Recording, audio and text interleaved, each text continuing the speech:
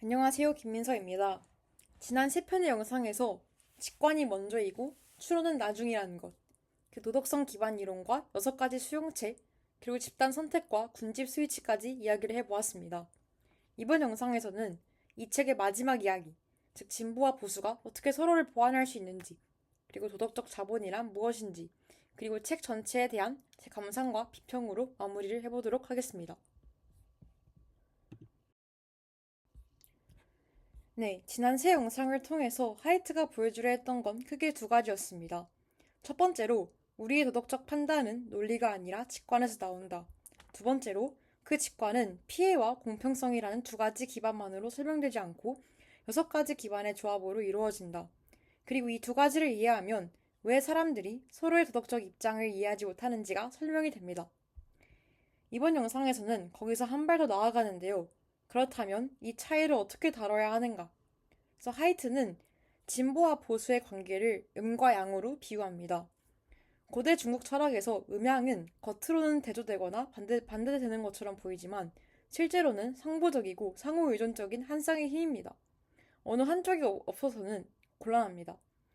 하이트는 그래서 진보와 보수도 이와 같다고 이제 말을 합니다. 존 스튜어트 밀은 건강한 상태의 정치적 삶을 이룩하려면 질서 또는 안정을 추구하는 정당과 진보 또는 개혁을 추구하는 정당, 이 둘이 모두 필요하다라는 말을 했습니다. 철학자 버트런드 러셀도 비슷한 말을 했는데요. 기원전 600년부터 오늘날에 이르기까지 철학자들은 사회적 연대를 탄탄히 조이려는 무리와 그것을 풀려는 무리, 이 둘로 나뉘었다. 그리고 공동체 어느 곳이나 두 가지 위험에 노출되어 있는데 하나는 지나친 규제와 전통 존중으로 사회가 경직되는 것이고 다른 하나는 개인주의가 심화되어서 협동이 불가능해지면서 사회가 와해되는 것이다. 이 두 위험 사이에서 균형을 잡는 것. 이게 바로 하이트가 이 책에서 궁극적으로 하고 싶은 이야기였습니다. 그러면 진보주의와 보수주의가 각각 무엇을 잘하고 무엇을 놓치는지를 구체적으로 살펴보겠습니다. 먼저 진보주의인데요. 진보주의자들은 힘없는 사람을 배려하고 위계와 압제에 맞서며 제도 개선을 통해서 사회 문제를 해결하려는 모습을 보입니다. 배려, 공평성, 자유 기반이 강하게 작동하는 도덕 매트릭스 안에서 움직입니다. 그리고 이 도덕 매트릭스가 잘 작동할 때는 약자를 보호하고 불공정한 제도를 바꾸고 새로운 관점을 사회에 도입하는 역할을 합니다. 진보주의자들은 정보 규제의 가치도 잘 이해하는데요. 하나의 규제로 수많은 사람의 목숨을 건지고 건강을 지키고 더 나은 삶을 살 수 있습니다. 시장이 저절로 모든 문제를 해결한다는 낙관적 과정의 회의적이고 구조적 불평등이 개인의 노력만으로는 해소되지 않는다는 걸 압니다. 근데 진보주의가 놓치는 것도 있습니다. 하이트는 진보주의자들이 도덕적 자본의 중요성을 충분히 이해하지 못하는 경향이 있다고 봅니다. 도덕적 자본이란 무엇이냐?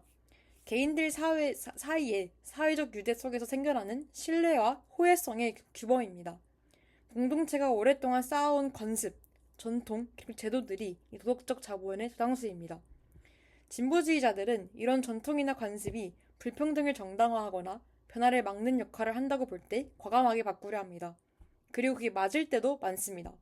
근데 문제는 수백 년에 걸쳐 형성된 사회적 제도나 규범에는 겉으로 보이지 않는 방식으로 공동체의 신뢰와 협동을 유지하는 기능이 있을 수 있다는 겁니다. 그걸 충분히 이해하지 못한 채 급격하게 바꾸면 예상치 못한 부작용이 생길 수 있는 거죠. 다음은 자유주의인데요. 하이트가 말하는 자유주의는 한국에서 보통 쓰이는 의미와 조금 다릅니다. 기본적으로 진보적 가치를 갖지만 시장을 사랑하는, 즉 경제적 자유를 중시하는 입장입니다. 자유주의자들이 잘 이해하는 것은 시장의 기능입니다. 가격 신호가 정보를 효율적으로 배분하고 경쟁의 혁신을 만들어낸다는 것. 소비자가 가격을 고려하지 않게 되는 순간, 즉 선택은 내가 하지만 비용은 다른 누군가가 내주게 되면 품질을 높이거나 가격을 낮출 인센티브가 사라진다는 것. 이런 것들을 자유주의자들은 잘 압니다. 근데 자유주의자가 놓치는 것도 있습니다. 시장이 혼자서 모든 문제를 해결하지 않는다는 것. 그리고 경제적 효율성이 도덕의 전부가 아니라는 것입니다. 이제 보수주의인데요. 하이트는 보수주의에 대해 상당히 공들여서 설명을 하는 것 같았습니다. 아마도 진보적 성향의 독자들이 보수주의를 가장 이해하기 어려워하기 때문일 거라 생각을 했는데 보수주의자들은 실제로 도덕 매트릭스의 폼이 넓습니다. 배려와 공평성뿐만 아니라 충성심, 권위, 그리고 고귀함 기반까지 모두 활성화되어 있습니다. 그래서 도덕적 자본에 위협이 가해질 때 진보주의자들이 미처 인지하지 못하는 것을 보수주의자들은 감지합니다. 하이트는 또 역사가 제리 뮬러의 말을 인용을 하는데요. 현대 보수주의의 기원은 휴미나 에드먼드 피크 같은 사상가들이 합리성과 실용성에 입각해 계몽주의 기초를 비판하려 한 데 있다. 그리고 이들은 인간 이성에 대한 과도한 신뢰가 위험하다고 봤습니다. 수백 년에 걸쳐서 형성된 제도와 관습에는 명시적으로 설명되지 않은 지혜가 담겨 있는데 그걸 이성의 논리만으로 단번에 갈아엎으려 하면 파국이 온다는 거죠. 에드먼드 버크가 이런 말을 했습니다. 어느 한 곳에 애착을 갖는 것, 그 사회 안에서 내가 속해 있는 그 조그만 소대를 사랑할 줄 아는 것, 이것이야말로 일반 대중을 사랑할 수 있는 첫 원칙이다. 처음에는 좁고 특수한 애착에서 시작해서 거기서부터 점점 더 넓게 사랑이 확장된다는 겁니다. 가족을 사랑하고 이웃을 사랑하고 공동체를 사랑하고 나아가 인류를 사랑하는 단계로 확장이 되는 것이죠. 하이트는 이 보수주의적 직관이 중요하다고 봅니다. 인간은 추상적인 원칙에서 시작해서 구체적인 애착으로 내려가는 게 아니라 구체적인 애착에서 시작해서 점점 더 넓어지는 방향으로 작동합니다. 인류를 사랑하라는 추상적인 명령보다 내 가족과 이웃을 사랑하는 구체적인 경험이 도덕성의 실제 기반이라는 거죠. 그렇다고 보수주의에 문제가 없다는 건 아닌데요. 보수주의는 도덕적 자본을 잘 지켜내지만 그 자본이 특정 계층의 희생을 전제로 쌓인 경우 그 희생자를 보지 못하고 지나치는 경향이 있습니다. 기득권의 이해관계에 따른 착취를 제어하지 못하고 시대 변화에 발맞춰서 제도를 바꾸거나 고칠 줄 모른다는 약점도 있습니다.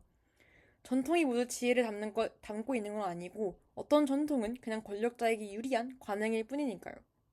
그래서 하이트는 진보와 보수가 서로 적이 되어서는 안 된다고 봅니다. 서로 다른 도덕 기반을 가진 두 집단이 건강한 긴장 관계 속에서 서로의 약점을 보완하는 것이 이상적이라는 거죠. 진보는 변화해야 할 것을 보고 보수는 지켜야 할 것을 봅니다. 둘 다 없으면 안 됩니다.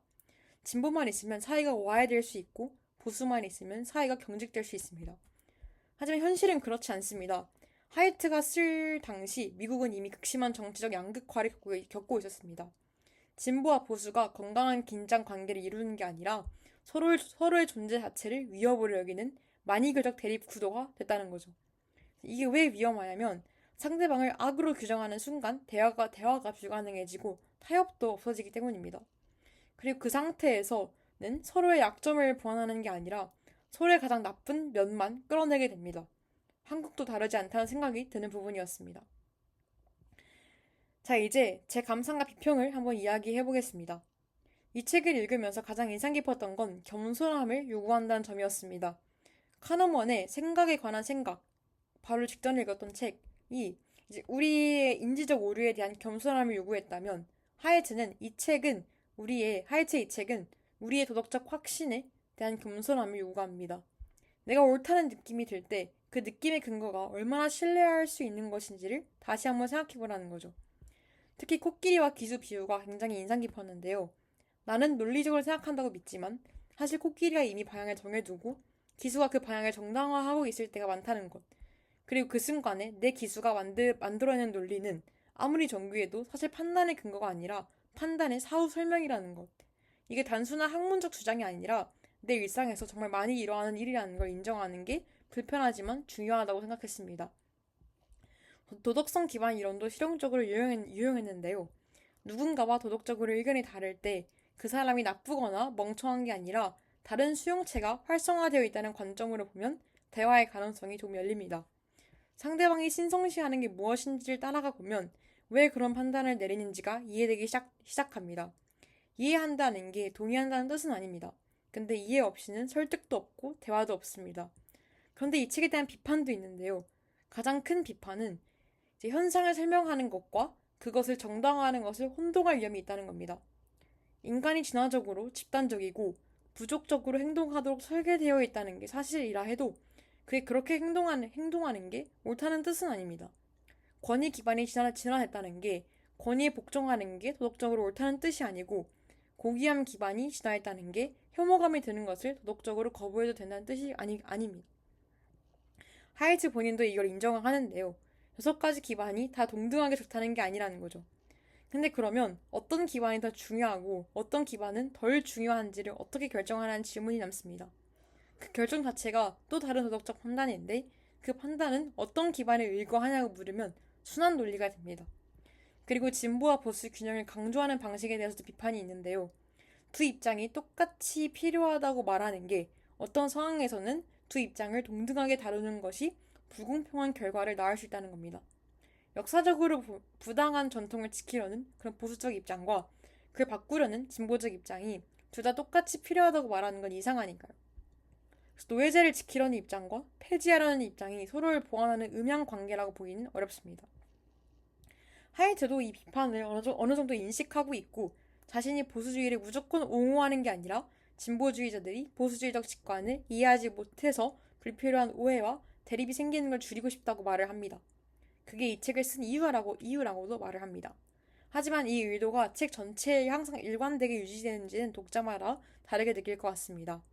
저 개인적으로는 이 책에서 가장 실질적인 통찰을 얻은 부분이 3장에 나는 바르다, 남이 잘못이다 라는 제목이었습니다.